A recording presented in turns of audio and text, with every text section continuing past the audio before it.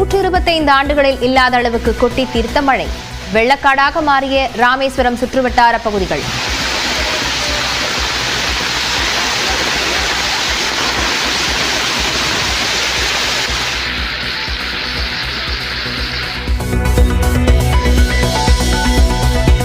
ராமேஸ்வரத்தில் பெய்த அதிகார மழைக்கு மேக வெடிப்பே காரணம். வானிலை மைய தென்மண்டல தலைவர் தகவல்.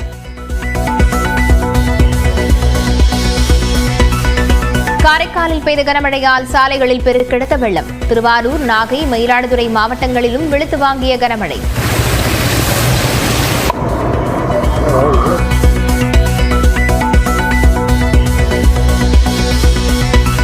மகாராஷ்டிரா, ஜார்க்கண்ட் மாநிலங்களில் அமைதியாக முடிவடைந்த சட்டப்பேரவைத் தேர்தல். மகாராஷ்டிராவில் 65.02%, ஜார்க்கண்டில் 68.45% வாக்குகள் பதிவு.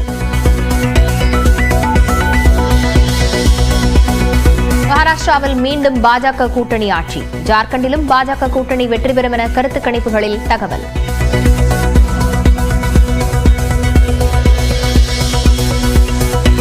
சிபிஎஸ்இ 10ஆம் வகுப்பு பொதுத் தேர்வு பிப்ரவரி 15 முதல் மார்ச் 18 வரை நடைபெறும்.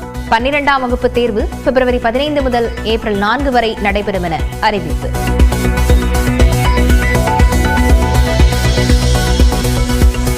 சட்டமன்ற தேர்தல் பரப்புரையை உடனடியாக தொடங்க வேண்டும். திமுக தொண்டர்களுக்கு உயர்நிலை செயற்குழு அறிவுரை.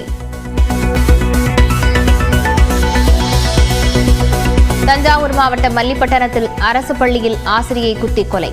திருமணம் செய்ய மறுத்ததால் இளைஞர் வெறிச்செயல்.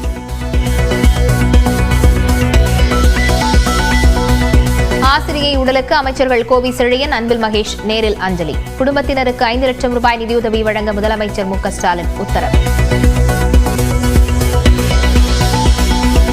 தஞ்சை தமிழ் பல்கலைக்கழக துணைவேந்தர் திருவள்ளுவன் பணியிடை நீக்கம். உரிய தகுதியில்லாத 40 பேரை பணி நியமனம் செய்த புகாரில் ஆளுநர் நடவடிக்கை.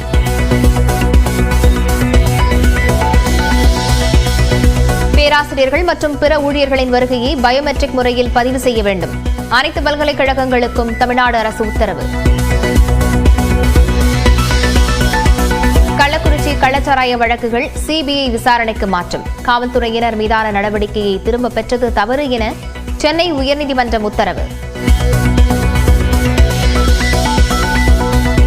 சர்ச்சை பேச்சு வழக்கில் நடிகை கஸ்தூரிக்கு பிணை வழங்கியது நீதிமன்றம். எழும்பூர் காவல் நிலையத்தில் தினமும் கையெழுத்திட வேண்டும் என நிபந்தனை. ஒசூரில் நீதிமன்ற வளாகத்தில் வழக்கறிஞருக்கு அரிவாள் வெட்டு. முன்விரோதத்தால் தாக்கிய வழக்கறிஞர் சரண், வழக்கறிஞரின் மனைவி கைது.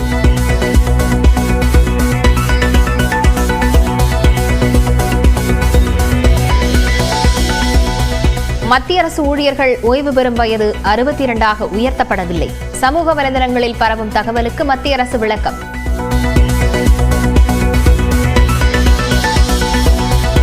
பிரதமர் நரேந்திர மோடி முன்னிலையில் இந்தியா கயானா இடையே 10 புரிந்துணர்வு ஒப்பந்தங்கள் கையெழுத்து. மோடிக்கு நாட்டின் உயரிய விருதை வழங்கி கௌரவித்தது டொமினிகா.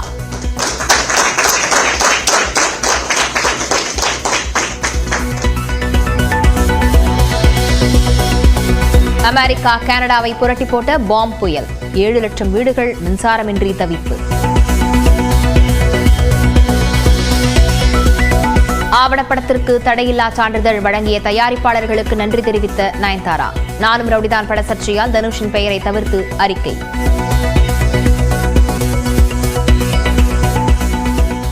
மேகவெடிப்பால் ராமேஸ்வரத்தில் 3 மணி நேரத்தில் 36 சென்டிமீட்டர் அளவுக்கு அதிக மழை கொட்டித் தீர்த்தது.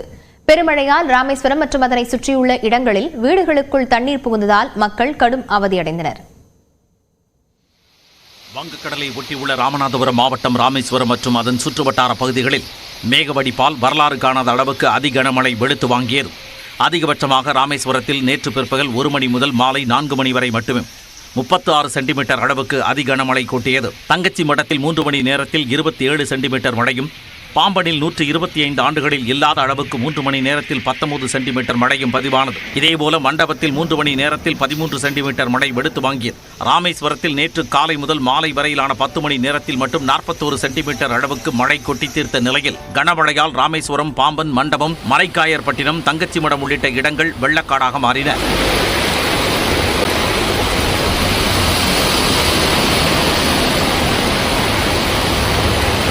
தொடர் மழையால் தங்கச்சி மடத்தில் பல இடங்களில் முழங்கால் அளவு தண்ணீர் தேங்கியதால் திரும்பிய திசை எங்கும் மழை நீராகவே காட்சியளித்தது.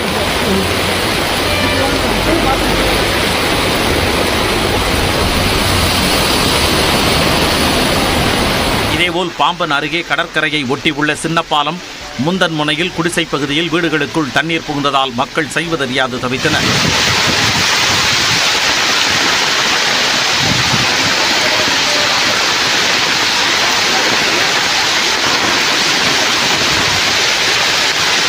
இதனால் அங்கு வசித்த 50க்கும் மேற்பட்ட குடும்பத்தினர் முகாமில் தங்க வைக்கப்பட்டனர். வீட்டுக்குள்ள ஃபுல்லா தண்ணி வந்துருச்சு. கீழே பெட்டில இருந்து கட்டில் வரை உட்கார கூட இடம் கிடையாது. பச்சை பிள்ளைய வச்சுக்கிட்டு இப்ப மகால்ல இப்படி உட்காந்துட்டு இருக்கோம். பிள்ளைகளுக்குலாம் அந்த 2 நாள் காய்ச்சல ரொம்ப கஷ்டமா இருக்கு. ஆஸ்பத்திரிக்கும் கூட போக முடியல. பிள்ளை சாப்பாடு கூட ஆக்க முடியல. ஃபுல்லா தண்ணி, வீடு ஃபுல்லா ரொம்ப கஷ்டமா இருக்கு. இதேபோல ராமநாதபுரத்தில் பெய்த கனமழையால் பெருங்குளம் கிராமத்தில் வீடுகளுக்குள் தண்ணீர் புகுந்தது.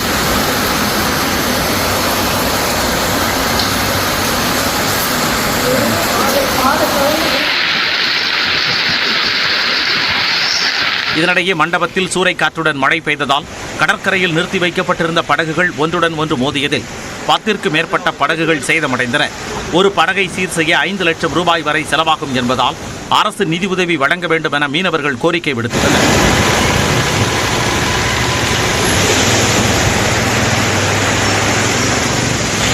இந்நிலையில் ராமேஸ்வரத்தில் பெய்த அதி கனமழைக்கு மேகவெடிப்புதான் காரணம் என வானிலை ஆய்வு மையத்தின் தென்மண்டல தலைவர் பாலச்சந்திரன் தெரிவித்தார். செயற்கைக்கோள் படங்களில் நம்ம எடுத்து பார்க்கின்ற பொழுது மிக குறுகிய இடத்துல இன்டென்ஸ் கிளவுட் டெவலப் ஆகி அப்படி கிழக்கிலிருந்து மேற்க நகர்ந்து சென்றக்கூடியது மேக வெடிப்பு என்று சொல்லக்கூடிய இந்த கிளவுட் பஸ்ட் வந்திருக்கிறது.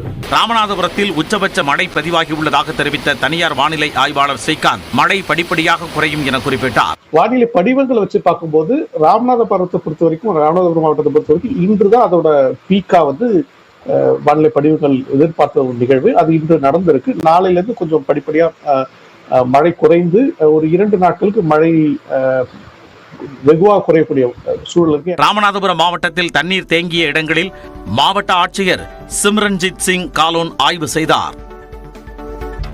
சட்டமன்ற தேர்தல் பரப்புரையை உடனே தொடங்க வேண்டுமென திமுக தொண்டர்களுக்கு அக்கட்சியின் உயர்நிலை செயல் திட்டக்குழு கூட்டத்தில் அறிவுறுத்தப்பட்டுள்ளது. சென்னை அண்ணா அறிவாலயத்தில் திமுகவின் உயர்நிலை செயல் திட்டக்குழு கூட்டம் அக்கட்சித் தலைவரும் முதலமைச்சருமான மு.க.ஸ்டாலின் தலைமையில் நடைபெற்றது. அதில் சட்டமன்ற தேர்தலுக்கு தயாராவது, மத்திய அரசுக்கு கண்டனம் உள்பட 6 தீர்மானங்கள் நிறைவேற்றப்பட்டன. அதன்படி திமுக அரசின் சாதனைகள் மற்றும் திட்டங்களை மக்களுக்கு நினைவூட்டுவதன் மூலம் தேர்தல் பரப்புரையை உடனடியாக தொடங்குமாறு தொண்டர்களுக்கு கட்சியின் உயர்நிலை செயல் திட்டக்குழு அறிவுறுத்தியுள்ளது. துண்டு பிரசுரங்கள், திண்ணை பிரச்சாரங்கள் என மக்கள் இயக்கத்தை தொண்டர்கள் அனைவரும் தொடங்குமாறு திமுக தலைமை வலியுறுத்தியுள்ளது. இதனிடையே சாதிவாரி கணக்கெடுப்பு நடத்தாதது, இந்தி வாரம் கொண்டாடுவது உள்ளிட்டவற்றை கண்டித்து மத்திய அரசுக்கு எதிராக தீர்மானம் நிறைவேற்றப்பட்டுள்ளது. மேலும் தமிழ்நாட்டு மீனவர்களின் பாதுகாப்பை உறுதி செய்வது, மணிப்பூர் வன்முறையை கட்டுப்படுத்துவது உள்ளிட்டவற்றை முன்வைத்தும் தீர்மானங்கள் நிறைவேற்றப்பட்டன. 16வது நிதிக்குழுவிடம் முதலமைச்சர் மு.க.ஸ்டாலின் முன்வைத்த கோரிக்கைகளை வழிமொழிந்த அனைத்து கட்சிகளுக்கும் திமுகவின் உயர்நிலை செயல் திட்டக்குழு கூட்டத்தில் நன்றி தெரிவிக்கப்பட்டது. தமிழக பாஜக உறுப்பினர் சேர்க்கையில் திருப்தி இல்லை என்று தேசிய தலைமை கூறியதாக தகவல் வெளியாகியுள்ளது.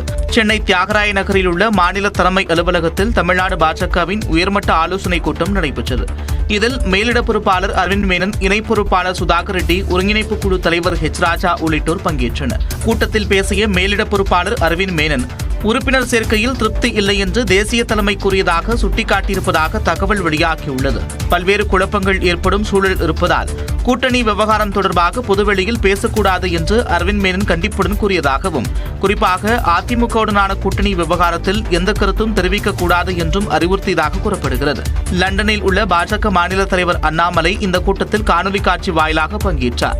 மேலும் வரும் ஜனவரி மாதம் முதல் மாநில தலைவராக அண்ணாமலையை மீண்டும் நியமிப்பது தொடர்பான அறிவிப்பு இந்த கூட்டத்தில் வெளியிடப்பட்டதாக நிர்வாகிகள் தெரிவித்தனர். தஞ்சை தமிழ் பல்கலைக்கழக துணைவேந்தர் திருவள்ளுவனை பணியிடை நீக்கம் செய்து ஆளுநர் R.N. ரவி உத்தரவிட்டுள்ளார். முந்தைய அதிமுக ஆட்சியின் போது பணம் பெற்றுக் கொண்டு உயர்கல்வி தகுதியில்லாத 40 பேரை பேராசிரியர் உள்ளிட்ட பணியிடங்களில் அமர்த்தியதாக துணைவேந்தர் திருவள்ளுவன் மீது குற்றச்சாட்டு எழுந்தது. இது தொடர்பாக கடந்த 2019ஆம் ஆண்டில் லஞ்ச ஒழிப்புத்துறை போலீசார் வழக்கு பதிவு செய்து விசாரணை நடத்தி வந்தனர். மேலும் உரிய தகுதியில்லாத அந்த 40 பேர் மீது ஏன் நடவடிக்கை எடுக்கவில்லை என்று ஆளுநர் மாளிகையில் இருந்து துணைவேந்தர் திருவள்ளுவனிடம் இருமுறை விளக்கம் கேட்கப்பட்டதாக கூறப்படுகிறது. அதற்கு முறையான பதிலை அளிக்காமல் காலம் தாழ்த்தியதால் திருவள்ளுவன் பணியிடை இடைநீக்கம் செய்யப்பட்டுள்ளதாக தகவல் வெளியாகியுள்ளது. மேலும் அடுத்த மாதம் 12ஆம் தேதியுடன் ஓய்வு பெறவுள்ள நிலையில் துணைவேந்தர் பணி இடைநீக்கம் செய்யப்பட்டது குறிப்பிடத்தக்கது. மத்திய இடைநிலை கல்வி வாரியமான CBSE 10 மற்றும் 12ஆம் வகுப்புகளுக்கான பொதுத் தேர்வு அட்டவணையை வெளியிட்டுள்ளது. அதன்படி 10ஆம் வகுப்பு மாணவர்களுக்கு அடுத்த ஆண்டு பிப்ரவரி 15ஆம் தேதி முதல் மார்ச் 18ஆம் தேதி வரையும், 12ஆம் வகுப்பு மாணவர்களுக்கு பிப்ரவரி 15ஆம் தேதி முதல் ஏப்ரல் 4ஆம் தேதி வரையும் தேர்வுகள் நடைபெறுகின்றன. 10ஆம் வகுப்பு தேர்வை பொறுத்தமட்டில் பிப்ரவரி 15ஆம் தேதி ஆங்கிலம், பிப்ரவரி 20இல் அறிவியல், பிப்ரவரி 25இல் சமூக அறிவியல் தேர்வுகள் நடக்கிறது. பிப்ரவரி 27ஆம் தேதி தமிழ் உள்ளிட்ட மொழி பாட தேர்வுகளும், மார்ச் 10ஆம் தேதி கணித தேர்வும் நடத்தப்பட உள்ளதாக தெரிவிக்கப்பட்டுள்ளது. CBSE +2 தேர்வை பொறுத்தமட்டில் பிப்ரவரி 15ஆம் தேதி தொழிற்கல்வி பாடத் தேர்வு நடைபெற உள்ளது. பிப்ரவரி 21இல் இயற்பியல், 24இல் புவியியல், 27ஆம் தேதி வேதியியல் தேர்வுகள் நடக்க உள்ளது.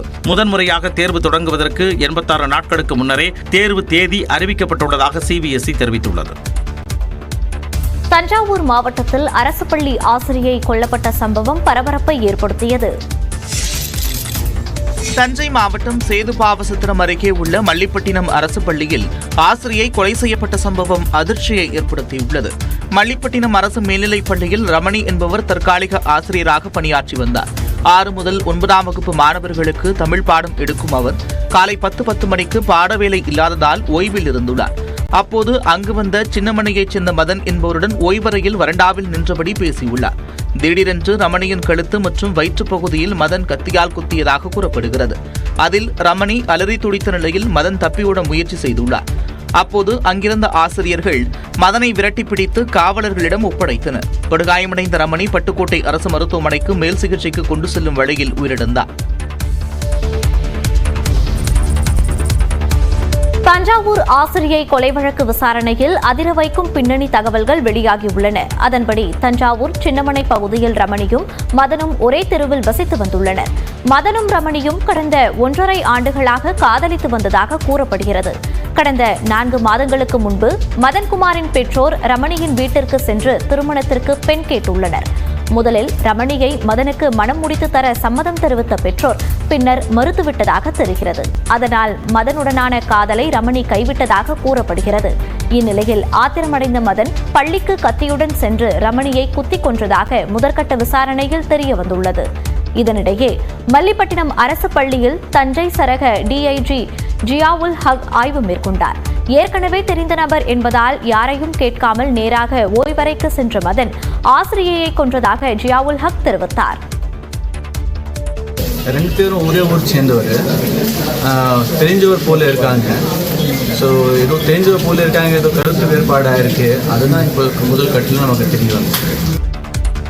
மதன் பள்ளிக்கு வந்தபோது காவலாளி இல்லை எனவும் ஜியாவுல் ஹக் தெரிவித்தார்.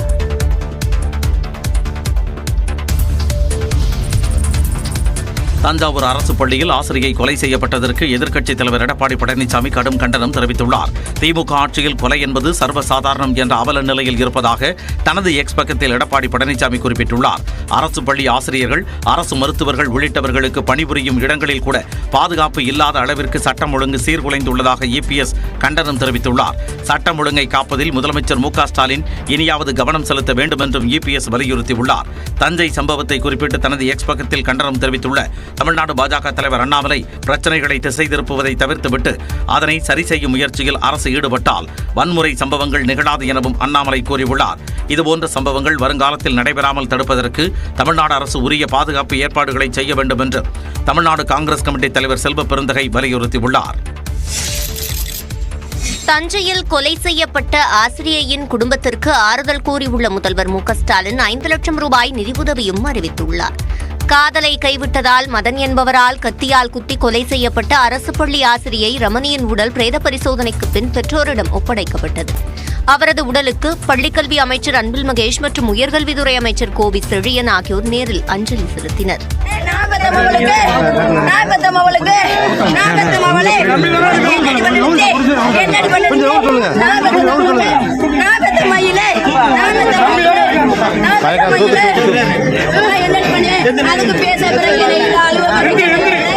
தொடர்ந்து பேசிய தேசிய அமைச்சர் அன்பில் மகேஷ் மல்லிப்பட்டினம் அரசு மேல்நிலைப் பள்ளிக்கு இந்த வாரம் முழுவதும் விடுமுறை விடப்பட்டுள்ளதாக கூறினார்.